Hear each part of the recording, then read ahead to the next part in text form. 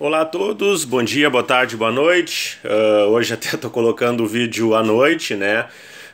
Enfim, acabei me atrasando um pouco, tinha também outras demandas aí, então eu estou gravando de noite, então até carregar e postar vai ficar disponível provavelmente para vocês aí na noite dessa terça ou durante a quarta, né? Mas é mais ou menos essa a ideia, né? Eu posto até a terça de noite geralmente. E no plano de ensino de vocês, até eu vi que a partir ali da sexta semana eu acabei me equivocando. Eu engoli um dia, né? E acabou ficando um dia antes. A data que estava ali tá como sendo na segunda-feira. Depois em outubro volta ao normal ali no cronograma. Mas enfim, considerem sempre a terça-feira, né? Como a data da nossa aula. Então, até corrigindo já o fim do prazo para a entrega da avaliação 1 no cronograma do plano aparece como 20 de setembro, que é feriado.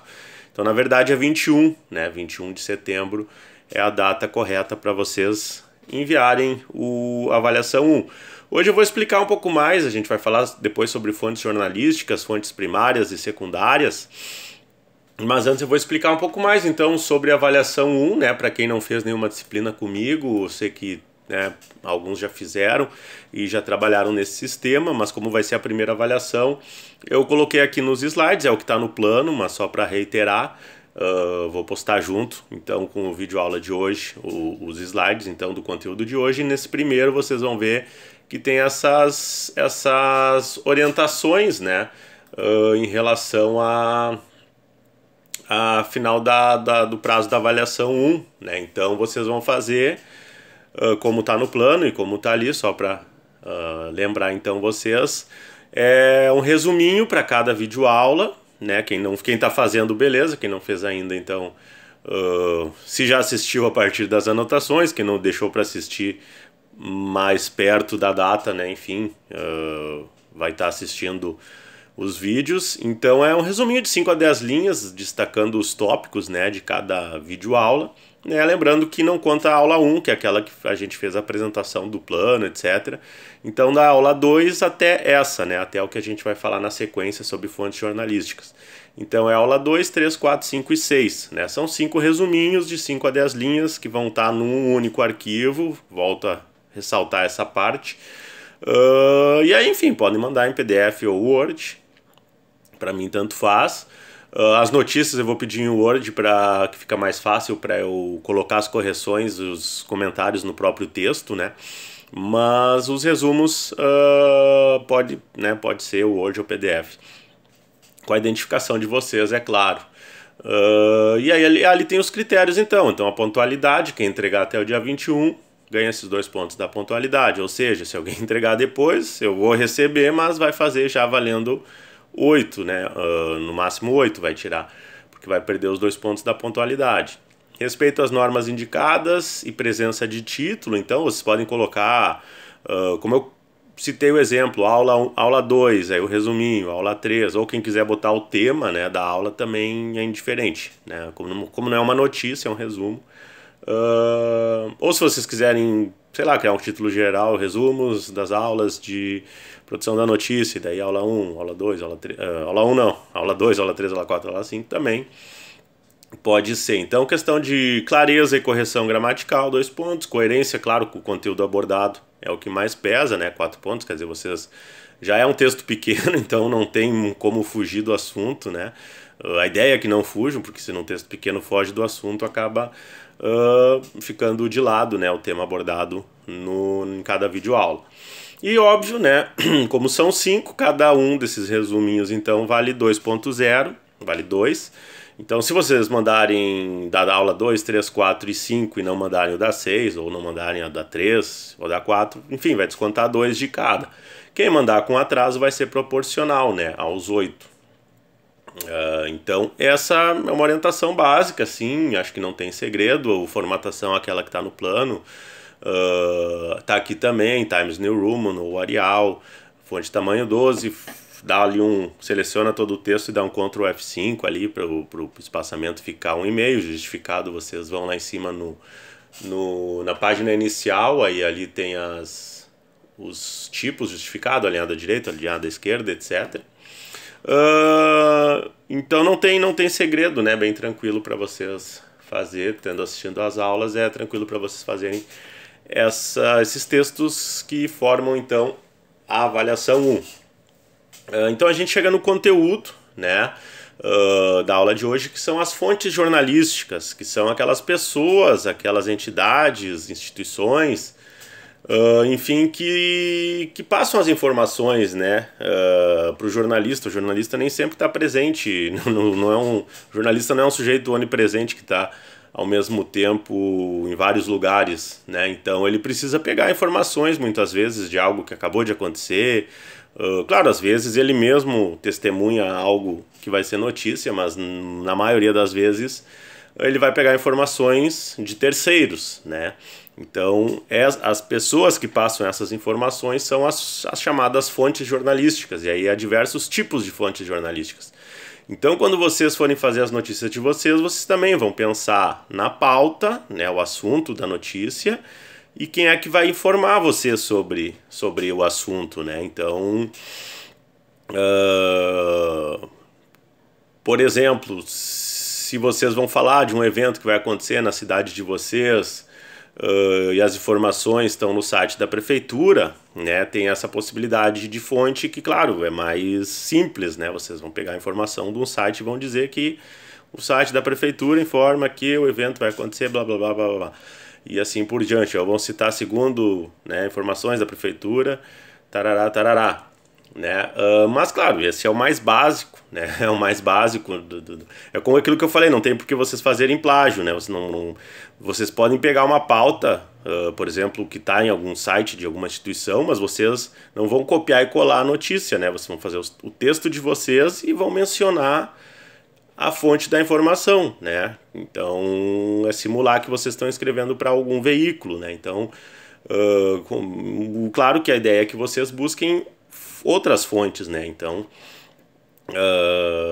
que vocês conversem, né, com pessoas, porque no cotidiano do jornalismo, né, quem trabalha, se alguém eventualmente já fez estágio, já trabalhou em rádio, jornal, enfim, site de notícias, é essa exposição diária, várias vezes ao dia, a pessoas que, né, vocês não conhecem, vocês não têm nem ideia de quem sejam, mas que ocupam cargos, às vezes postos, ou testemunharam algo, né? Então é interessante vocês desde o início irem, digamos assim, perdendo, para quem tem, né, às vezes uma resistência, um pouco até de vergonha ou de receio, de chegar e abordar, né, uma pessoa desconhecida para falar sobre um assunto. É interessante aproveitar esse momento da disciplina para vocês praticarem isso, né? No presencial, óbvio, né, sugeria sempre que, né, vocês, as pautas sempre fujam né, não sejam pautas relacionadas ao curso e até ao centro, digamos, de letras e comunicação, né, que fossem, tem tantos outros cursos e departamentos, então se fosse algo relacionado à universidade, que fosse até para os outros departamentos, para vocês terem esse contato com pessoas que vocês não conhecem, que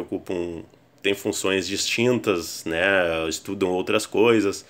Então, sair do comodismo, né? Óbvio que é fácil, provavelmente todos vocês têm alguém, às vezes alguém na família, que trabalha na prefeitura, que trabalha daqui a pouco na polícia, que trabalha em alguma instituição, é professor de um outro curso, enfim, então, mas fujam dessa comodidade. Poder fazer, pode, né? Não tenho como nem saber, né, se aquela pessoa que está ali, às vezes os alunos entrevistam, é meu namorado, é minha namorada, é meu sobrinho, é meu tio. Óbvio, né, a pauta é livre, né, claro que pode, mas é um comodismo, de certa forma, não vou descontar, digamos assim, mas eu digo para vocês mesmo, para a prática de vocês, porque quando vocês chegarem num jornal para fazer um estágio, para trabalhar, ou no rádio, enfim, independentemente do que for o veículo, né, vocês vão ter que ligar lá para a prefeitura mesmo, vão ter que conversar às vezes com o assessor, às vezes com o secretário, enfim, para uma coordenadoria regional de saúde, de educação. Então, né, é interessante desde o início, quanto mais vocês se exporem a ouvir os outros, né, a gente vê os nossos ex-alunos trabalhando no mercado aí, né, o Arildo, aí eu cheguei a dar aula para ele presencialmente no final de 2019, tá agora no Jornal do Almoço. na RBS, né, mas fazendo reportagens, e é isso, né, ele tá lá, às vezes tá no calçadão entrevistando as pessoas que estão passando, às vezes está entrevistando uma autoridade, né, esse é o dia a dia, essa é a rotina de produção jornalística, né, esse contato com fontes, e que são fontes que, né, vocês não vão poder, vou entrevistar meu professor, vou entrevistar meu colega, vou entrevistar meu tio, lá de vez em quando pode até surgir, né, uma pauta que vai ter algum conhecido, mas geralmente são pessoas que vocês não conhecem e algumas vezes vocês vão passar a conhecer trabalhando, né? Então, o jornalista lá que está numa editoria específica de educação, ele vai acabar conhecendo, né, o coordenador regional, o secretário de educação, às vezes diretores, os reitores, né, da Universidade Católica, da Federal, enfim, da Anhanguera, enfim, quem são essas autoridades, né, na área de educação, às vezes quem são os diretores de escolas, né, porque são ali as fontes que vão estar passando a maior parte das informações, né, e o mesmo vale para outras editorias, mas não são pessoas que têm um contato no sentido de amizade, né, anterior a esse trabalho, né? E aí, claro, todos os livros das próprias editorias específicas vão chamar atenção, né? Que muitas vezes, claro, as fontes têm que ter aquele tratamento cordial, etc. Mas às vezes não pode haver confusão, né? Às vezes de pensar que a fonte é um grande amigo, né? E às vezes até se adquire um sentimento de lealdade, né? Então isso não pode comprometer, né, a qualidade da informação. E principalmente às vezes quando são pontos relacionados até a denúncias, né? Então o jornalista tem que ter ciência disso. E que às vezes, como ali naqueles livros da coleção da Contexto, jornalismo econômico, político, etc., tem sempre as fontes que têm interesses, né? Então, claro, tratam muito bem os jornalistas e tratam super amigavelmente, às vezes, não estou dizendo sempre, mas às vezes pode haver algum interesse, né, enfim, com fins políticos ou econômicos, por exemplo. Enfim, vamos para os tipos de fontes, então, para dar tempo também de falar tudo. As mais citadas, então, são as fontes primárias e as secundárias, né? Nas pesquisas até, sobre fontes jornalísticas se tem essa classificação, né? Então as primárias elas fornecem diretamente, né, o essencial de uma matéria. Então, como o próprio nome já diz, né, elas vão passar fatos, versões, números, né, elas estão o mais próximo possível da origem da informação, né, geralmente revela dados em primeira mão, né, que podem ser apresentados como depoimentos, podem ser confrontados às vezes com depoimentos de fontes secundárias, né, porque a fonte primária ela está diretamente envolvida nos fatos, né? Às vezes é uma testemunha, por exemplo, e acontece às vezes também, né, fazer uma matéria sobre trânsito, né, e sei lá, preciso do levantamento do quantas multas foram aplicadas na cidade no acumulado do ano aí de janeiro a setembro, né, e claro, né, o setor de trânsito vai ter lá um registro, às vezes eles não vão ter disponível, mas o jornalista liga e pede esse levantamento que vai ser os números oficiais. Então, o coordenador de trânsito, até aqui na cidade não sei como é que é chamado, mas tem determinados municípios que tem a coordenadoria de trânsito, secretaria, enfim. Então, o responsável por esse setor, né, vai ser essa fonte primária que vai passar essas informações. E aí, claro, né, pode-se entrevistar pessoas, às vezes um especialista, etc., que depois a gente vai ver, né, que podem ser, em alguns casos, enquadrados como fontes secundárias. Então, fontes primárias, ali tem alguns exemplos, né? Um político eleito. O sujeito ganhou a eleição na prefeitura da cidade de vocês, né? Nesse caso, pode ser uma entrevista coletiva, um pronunciamento, né? Mas ele vai ser a fonte primária. Vocês não vão entrevistar alguém para falar sobre ele, né? Se ele vai estar ali falando. Né, uma testemunha de um acidente, né? Claro que depois vai ter as informações complementares, né? Mas se a pessoa viu, a pessoa sobreviveu, né? Saiu agora, semana do 11 de setembro, filmes, documentários, etc., sobre os atentados, né, do 11 de setembro. Aí tem testemunhas que sobreviveram, né? Bombeiros, pessoas que estavam nas redondezas, etc., algumas que saíram do prédio, né? Teve um que eu assisti num dos documentários que estava no 82º andar, O segundo avião praticamente bateu no andar dele e ele conseguiu, né, ser salvo. E, enfim, uma testemunha ocular que estava lá dentro, né, para relatar o que aconteceu. Então, são fontes primárias, né, são essas chamadas, né, no caso da Covid, pessoas que às vezes ficaram internadas, né, semanas na UTI e deu alta, né, então, para trazer algo contemporâneo, né, que a gente está vivendo essa situação de pandemia. Então, e as fontes secundárias é a fonte que contextualiza, interpreta, analisa, comenta, complementa, né, a matéria jornalística produzida a partir de uma fonte primária. Então, igualmente, é com quem o repórter repercute, né, os desdobramentos de uma notícia, que esses desdobramentos também são chamados de suíte, né. Também é consultada para a preparação de uma pauta ou a construção das premissas genéricas ou contextos ambientais, né? Então, o envolvimento da fonte secundária com os fatos e eventos é indireto, né? Então, o que, por exemplo, citando, a gente citou o caso das eleições. Então, pode ser o cientista político que vai contextualizar, pode ser um ex-prefeito de 10 anos atrás, pode ser, às vezes, o chamado especialista, né? Então, às vezes um governo X, municipal, estadual, federal, enfim, ou de outro país, tomou uma decisão, né? Às vezes o presidente dos Estados Unidos tomou uma decisão internacional, né? O jornalista aqui no Brasil, principalmente né, em cidades menores, não vai ter o acesso, né, à fala do presidente americano, mas ele vai ter acesso óbvio, pela própria mídia, né, e vai repercutir com as autoridades locais, vai dependendo se afetar, né, o país ou a região, vai repercutir com especialistas, cientistas políticos, se for o caso economistas, se for o caso sociólogos, enfim. Então essas fontes que contextualizam são chamadas as fontes secundárias, né? Claro, vocês vão ocupar muito mais na reportagem que vocês vão fazer a disciplina mais para frente. Aqui em notícia até, né, às vezes pode ter, mas não chega a ser, digamos assim, muitas vezes, como a gente vai ver mais para frente, a notícia curta, muitas vezes ela cita a fonte indiretamente, né, e a fonte primária, né, então não vai ter essa análise, que a fonte secundária muitas vezes é nesse sentido, de complementar, de analisar. Então é um tipo de fonte que vai ser mais frequente na reportagem mesmo, né, nas matérias maiores. Aqui a gente está pensando até na questão da notícia mais curta, informativa mesmo. Tipos de fontes aí é importante, né? E aí é interessante quando eu passei aquele exercício para vocês, porque para cada pauta vocês vão pensar em pessoas que possam falar sobre aquele assunto, né? Então, de certa forma, vocês têm que ter na mente de vocês, com pesquisa, né, se for o caso, uma certa hierarquia, né?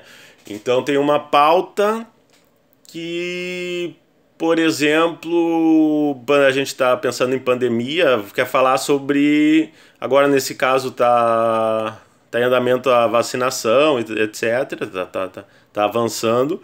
Então, a redução de internações no hospital da cidade de vocês, né? Tá havendo uma redução.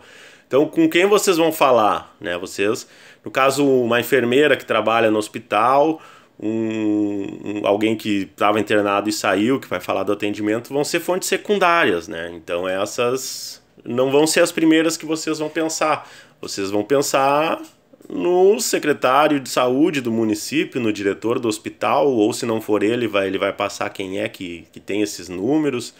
Então é o máximo, né? É a fonte mais direta. Um exemplo talvez mais fácil, assim, se fosse pensar hipoteticamente. Eu quero falar sobre a escalação para não causar polêmica, do Corinthians. Não sei quem. Do Corinthians, tá? Do Corinthians. Claro, se vocês estão no jornalismo esportivo, estão frequentando lá a Arena Corinthians, vocês podem pegar lá, de repente vão falar lá com o jogador, o Luan pode falar, eu acho que o professor vai botar o fulano e Beltrano, mas quem pode falar, a autoridade máxima para falar sobre isso é o técnico, né? No caso, o Silvinho, ainda ele, né, se eu não estou enganado. Então, é sempre a autoridade ou a pessoa que está no topo da hierarquia, né? Algo, vamos supor que houvesse atraso em repasses de recursos para o FEPEL. Quem falaria sobre isso em primeiro lugar seria o reitor, né? Mas às vezes no contato feito com a assessoria, o assessor vai dizer, o reitor está viajando ou não está, ou né, ele ainda não está bem a par, quem está cuidando disso é a pró-reitoria, né, alguma das pró-reitorias. Então não vai ser o reitor, mas né, tem que sempre pensar quem é a fonte, quem é que tem essa informação mais claramente. Nem sempre também é a autoridade hierárquica maior, né? Às vezes pode ser um setor, né? Como nesse caso de orçamento, pode ser um pró-reitor, né? Se fosse pensar numa estrutura de universidade. Vocês trabalhando no jornalismo, vocês vão pegando, claro, na medida em que vocês vão percorrendo esses caminhos, ligando e é normal dar bola fora, às vezes trocar. Eu lembro quando eu comecei assim, que eu estava começando jornalismo também, trabalhar em rádio. E eu confundia, né? Até eu entender que havia uma secretaria municipal que era da prefeitura e que era diferente da coordenadoria regional, que também ficava na cidade, mas que o coordenador regional era da coordenadoria regional do estado, né? Então, até saber esses caminhos, né? E às vezes a pauta era de uma coordenadoria regional de educação, por exemplo, mas não era o coordenador, era alguém lá que estava tratando daquele assunto. Então, dentro de cada coordenadoria, de cada secretaria, tem subdivisões, assim, né, com outros cargos. Então, até pegar isso, claro, vai levando um tempo. Eu cito um exemplo, uma vez que eu fazia polícia, a página de segurança também tinham prendido assaltantes no centro da cidade.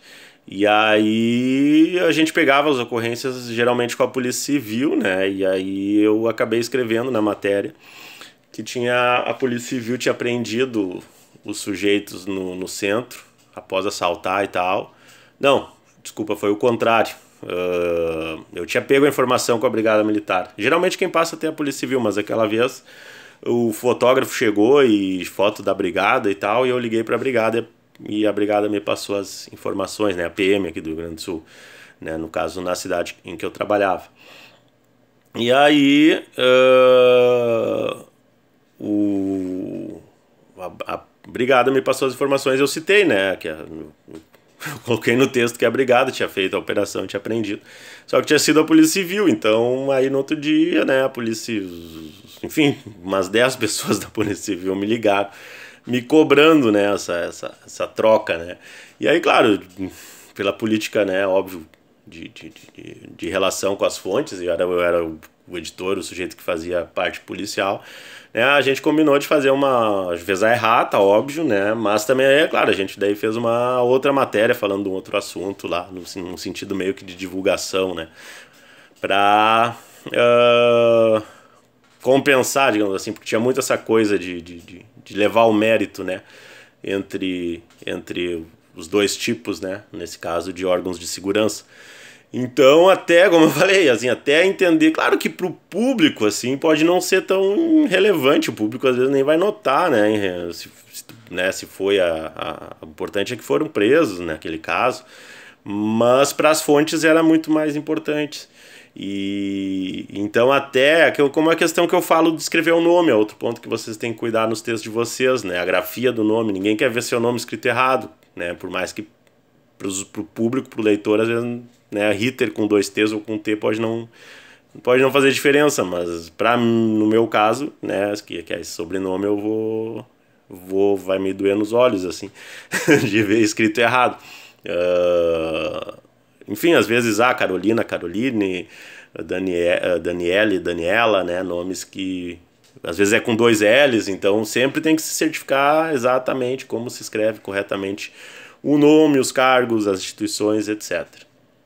Mas voltando para as fontes, né, tem as fontes oficiais, refere-se a alguém com função ou cargo público, né, as fontes oficiais são preferidas, geralmente são quem vai falar oficialmente em relação aos assuntos.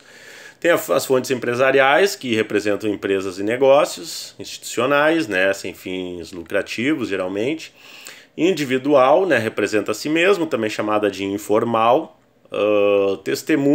testemunhal, né, que testemunhou algo especializado, né, especialistas em assuntos, às vezes é algum profissional da área, no caso do futebol, por exemplo, um ex-jogador, né, ou um professor da área, pesquisadores, referenciais, pode também ser especializadas, né, se torna referência para falar de certos assuntos. A gente teve o ex-reitor, né, como um exemplo, né, para falar da pandemia.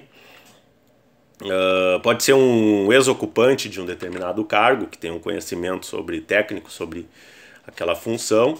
E aí, quanto à ação, né, a ação da fonte pode ser uma ação proativa, né, que devido ao alto nível de capacitação, as fontes organizadas aprimoram as ações estratégicas, subindo ao patamar de proatividade, né? E claro, também é só uma pincelada porque vocês vão ter lá aula de assessoria, né? Então são aquelas fontes que elas passam, né?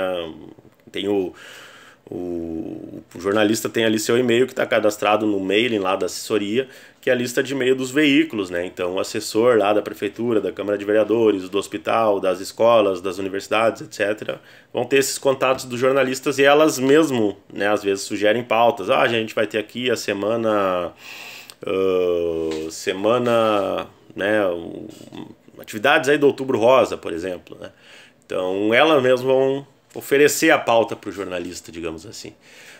Utilizam a linguagem jornalística, o espaço público em que o jornalismo se transformou para realizar intervenções discursivas na sociedade pela via jornalística, né? Então, dá para pensar muito nas pessoas, instituições, entidades, enfim, que têm assessorias de imprensa. Mas aí é só uma pincelada, vocês vão ter depois a disciplina, né?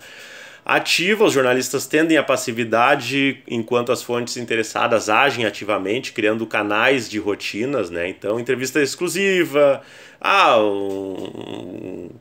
o presidente do clube do Brasil, do Pelotas, enfim, né, vai dar uma coletiva, né? Então mobiliza-se a imprensa e às vezes a imprensa também tem que passar, em alguns casos de políticos e de autoridades, às vezes mais formais e que dão poucas entrevistas, às vezes tem ainda essa questão do assessor, às vezes vê a pergunta antes, etc. Então essa fonte é mais difícil de contatar e ela se coloca numa posição de, né, ativa, né? Ela que quer conduzir, digamos assim, o discurso. Mas também aqui vai mais até lá para reportagem. E aí, claro, as passivas, algumas fontes são passivas, não alteram essa sua natureza, como é o caso das referências bibliográficas, documentos, às vezes, né, conforme foi divulgado no Diário Oficial, é uma fonte passiva, né, um documento, um site, disponíveis a consultas de jornalistas, né. Então também são fontes não são só pessoas, né, também instituições, sites de instituições, documentos, etc., são também fontes passivas, mas também são fontes.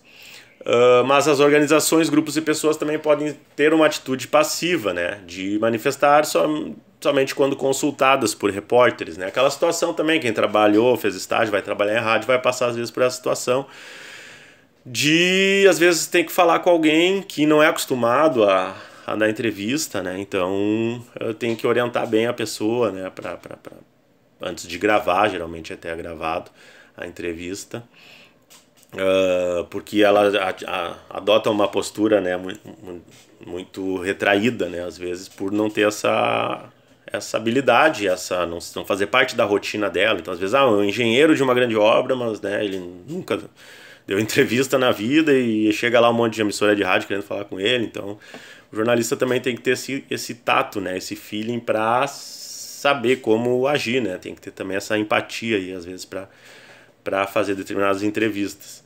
E reativa, né? Evita o reage ao que sai da imprensa, né? Então, enfim, a gente tem aí diariamente, praticamente, né, autoridades, pessoas que ocupam cargos públicos e que às vezes são envolvidas em matérias e reagem hoje com as redes sociais. Então, quando se coloca muito, fulano colocou em seu Twitter que tarará, né? Então, essa reação, né? Essa reação. Às vezes a pessoa não aceita até dar entrevista, mas ela se coloca lá na rede social dela. Pode-se incluir aqui também, óbvio, então, as redes sociais, né? Também como das pessoas, são muitas vezes utilizadas. O deputado tal postou no seu Twitter que tarará, tarará, e assim por diante. Outros elementos, o crédito, né, sempre dar o crédito para a informação. O off, o jornalista tem na Constituição o direito de manter o sigilo da fonte.